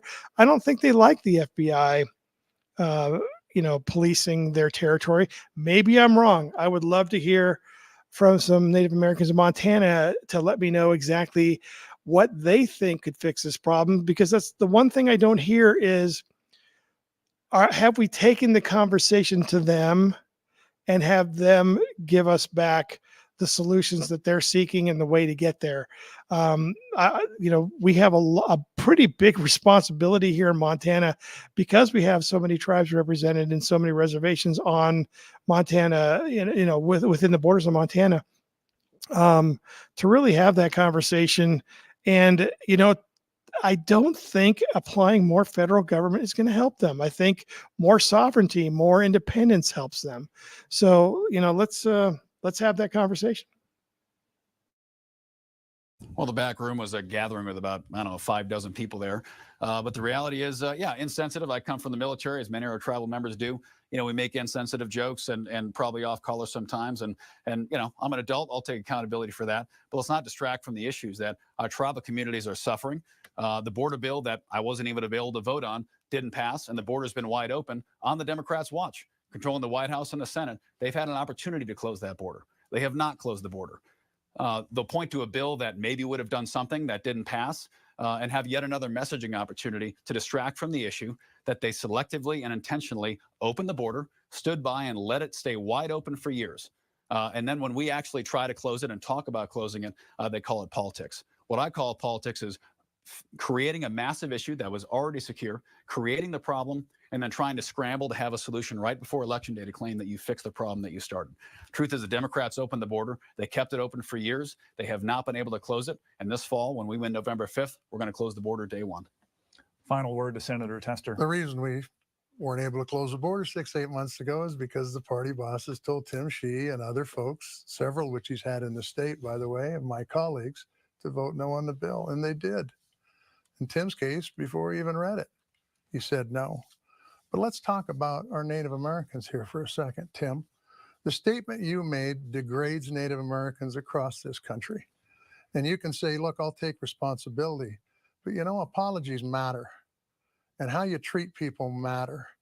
And if you treat them with disrespect, other people will disrespect them. So like I said to begin with, you're a big guy. Just apologize. We apologize for opening the border. I didn't open the border. I've been trying to get the border fixed from the get-go.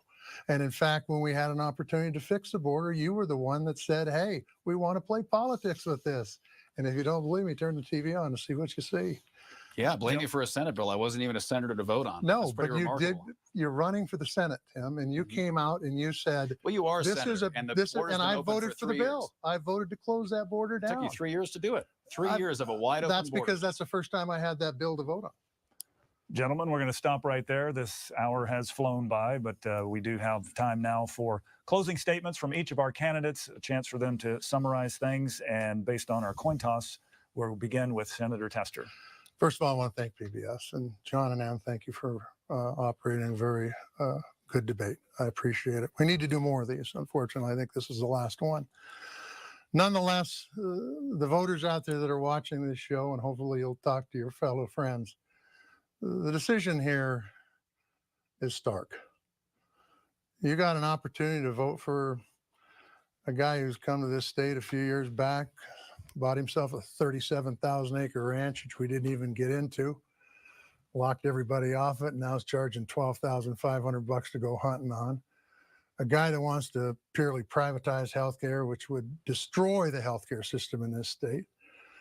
A guy who's sat on a board of an organization and advocated himself to take the protections away from our public lands, which is the only reason I believe Montana is truly the last best place. And also a guy who wants to take away a woman's right to choose, that thinks he's in a better position to make that decision than the woman is, which would end up in not only taking freedoms away from Montanans in a way that's never been taken before, but it would eliminate doctors from coming to this state, would eliminate our recruitment of medical professionals from coming to this state. Or you got somebody like me, somebody who's been raised within 100 miles from where I was born, who will support public lands, support our healthcare system, support a woman's right to choose. November's coming. I'd appreciate your vote. Thank you, Senator Tester. And a final closing thought from Mr. Sheehy. Well, thank you, PBS, and thank you again, Senator Tester, for coming and for your decades of service to the nation and to the state. America's at a crossroads. We're facing unprecedented challenges across the board, from record inflation to a wide open border to global security challenges that are threatening our very way of life. It's time for a new generation of leadership.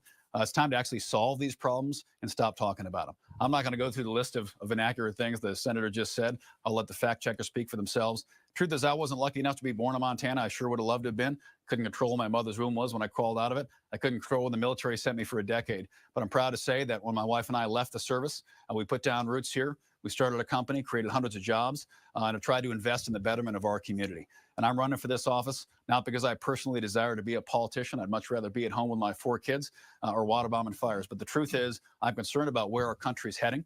And I think it's time for a new generation of leaders to step up and try to start fixing some of these problems and stop talking about them. We have some very serious issues to deal with, and we need serious people to deal with them. Senator Tester's been in office many years. I thank him for his service. He also voted to impeach Donald Trump twice. Said on CNN we should punch him in the face.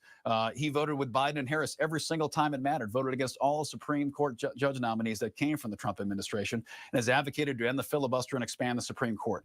The very structure of our constitutional republic is at stake this November. Control of the U.S. Senate is at stake on November 5th. Montanans have a tremendous responsibility on their shoulders to preserve our republic and take America back. I humbly ask for your vote. I've spent my life serving this country, and I hope to do so for another 6 years. Thank you. Thank you, Mr. Sheehy. I want to thank both the candidates and your candidates.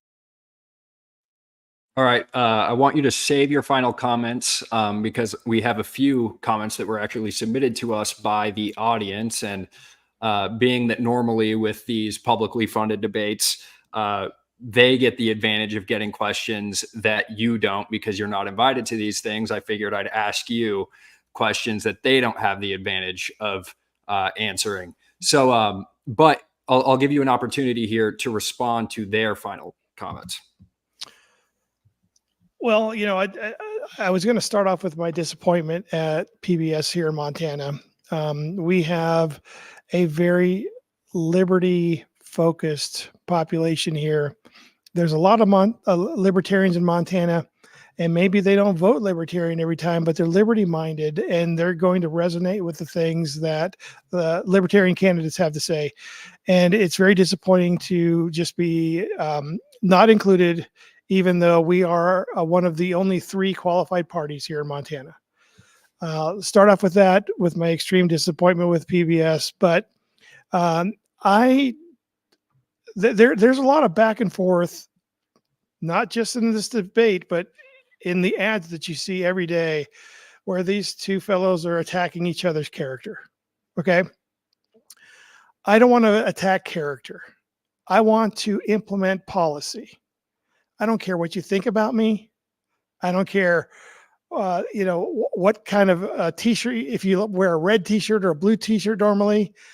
I want to implement policy, and I'll leave some of this for my closing statement, but that's not what I hear. I heard a whole bunch about closing the border. Who's got a great closed border? North Korea. Great closed border, right? You atrophy if you don't fix immigration. Immigration feeds the United States.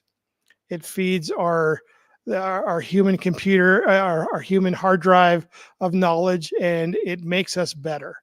We have to have a way to have immigration be as see-through and as easy to understand as our politicians are in Washington, D.C. So I hear a whole bunch about closing the border. I don't hear a lot about fixing the problem, and that's what I want to do. Closing the border is probably part of that problem solution initially, but fixing immigration and allowing immigration to happen is, where we need to get to. All right, so we're going to try to keep these the answers to these questions pretty short. Okay. Since the PBS stream has ended and we are an hour and 40 minutes in. But starting with the first question from Dave. Hey, Sid, who is going to win the Super Bowl this year? Oh, Dave, you probably followed some of my old posts. I am a big Detroit Lions fan. I've been waiting for more than 50 years for them to get to a Super Bowl, and I'm just hoping this is the year. Last year was very close. This year, hopefully, they'll get there. All right. Debbie is asking, how do we stop lawsuits from environmentalists that prevent us from managing our forests, logging and grazing rather than letting them burn? Well, the way you do that is with with judges that actually do their job, right? And we don't want political judges. We want judges that look at the issues and make sure that they're doing the best for Montana here. And I don't think we get that every time. We need to have a lot more introspection on who we're voting for judge. And the hardest thing to do for me when I go to the ballot box and I look at all the choices that I have, when I get to the judges, you really have had to have done your homework to understand who you want to vote for. And that's on us, Montanans. We need to get more informed. All right. Forrest is asking, what's your stance on kids receiving hormone replacement therapy? And should minors have the same privacy protection to receive it as Montana minors can now receive abortions? As Montana minors now can receive. That's an interesting statement. So, some of the thing, this may not be the most libertarian thing to say, but I, was born here in Montana. I've been an evangelical Christian all my life, and I have that belief system embedded into me. I don't believe that a child should be allowed to have any life-altering or permanent thing done prior to them reaching the age where we say that they're an adult. So pick that age, Montana. It's currently 18 for for you to be able to enter into a contract legally. So I choose 18, but we can discuss that and we can make the age of adulthood whatever we want. But the simple thing is, I don't even believe that a minor should be able to get a tattoo before they're 18. That's a permanent thing that goes on their body. And so anything permanent, anything altering, I think we need to be able to make that choice as an adult, unless we have to, and then it falls back to the parents. But the community has a responsibility. I didn't say the government, the community has a responsibility to ensure that they're also taking care of the children. And, there's some parents out there that are questionable. The community needs to step in and protect those children. All right. Odio Curtis says, oh, and energy. Did they talk about energy? It's a big deal for us to have affordable energy to heat our homes in the winter in Montana. Yeah, I agree with that 100%. So natural gas prices, that's a lot of our winter heat comes from, are growing. Electric prices are going up, which, we Montanans have had pretty low utility bills for a long time comparatively to other states. Those are starting to grow here. Energy costs are starting to go up. And, I don't like that the only direction that we're looking is toward green energy and, wind and solar. Those technologies will come along over time, but they're not ready yet to pick up the burden. As far as energy is concerned, yes, it's a huge issue. A raise in a energy utility rate for Montanan is a bigger jump than it is for somebody who lives in other states because of our low median income here. So when we have price changes at the grocery store, when we have price changes for energy, it really, really affects us. I really believe that we should be looking at nuclear energy more than we have been. All right. And the last question we have is, have we touched on human trafficking yet? Isn't that a big problem for us Montanans and Montana Native Americans? And this question was asked during the Native American section. Yeah. Somewhat also related to the missing and murdered Indigenous people. That's a critical issue for Native Americans and for Montanans in general. When the economy takes a hit, when inflation is high, human trafficking, especially sex trafficking, becomes more prevalent. People are in dire situations and they make bad decisions. People prey on other people for money. So yes, and once again, do I think that government can solve this issue? They can be an enforcement mechanism for this, but the reality is the community has to step up.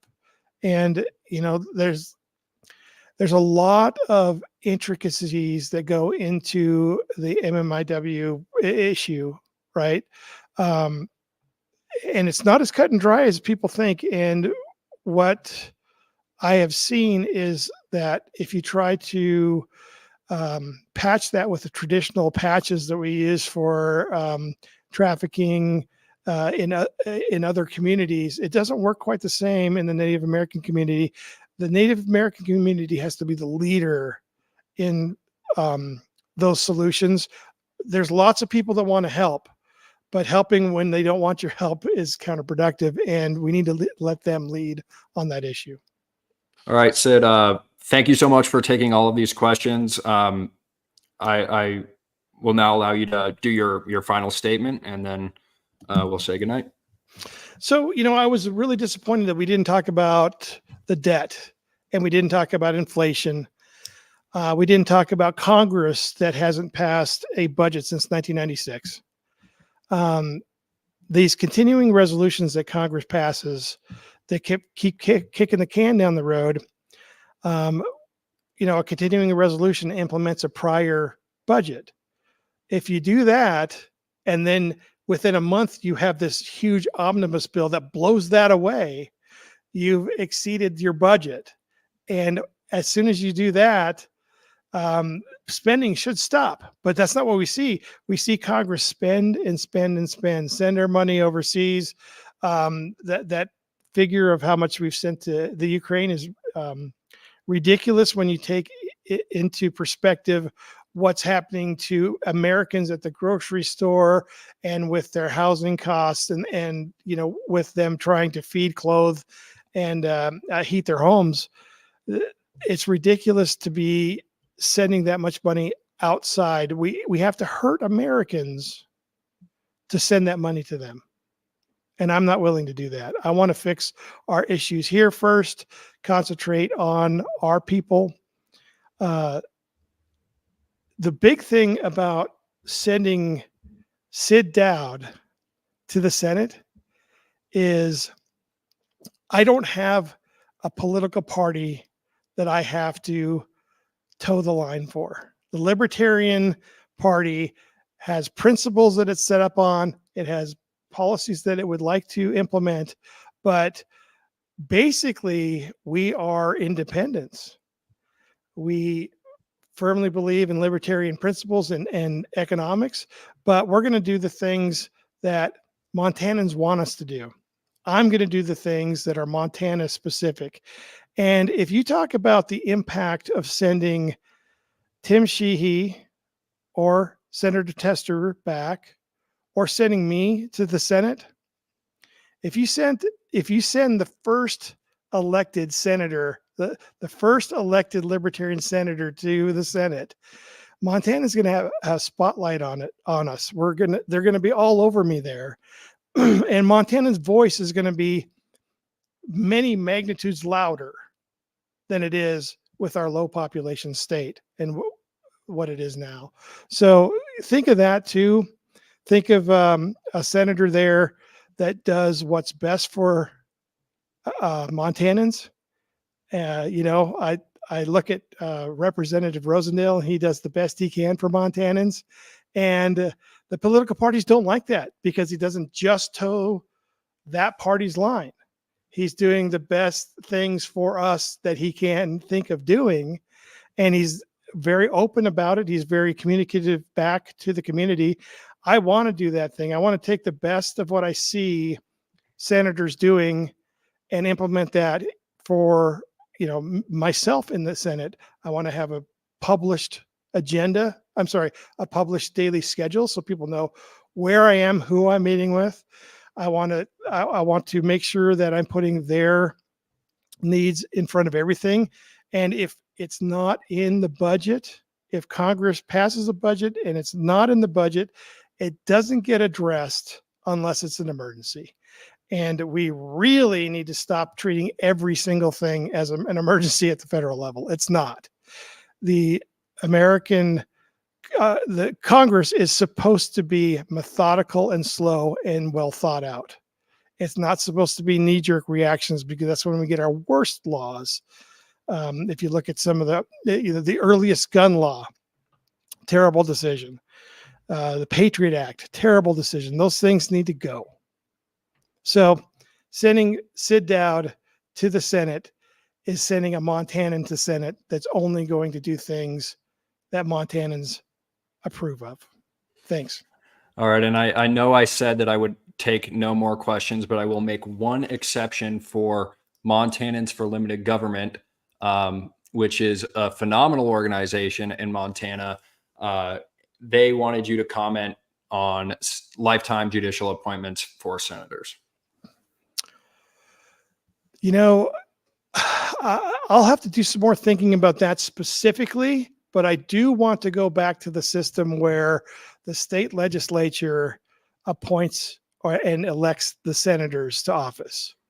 I think that's a much better system. You have and that's how it used to be for hundreds of years here, or I don't know for how long. We'll have to get that stat back to you. But the state legislature should appoint our senators.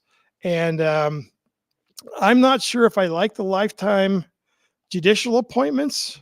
Okay, so I went somewhere totally different with this question. Yeah, I phrased that question wrong. Yes, she's looking for the Montanans role of senators. Let me readdress this for you.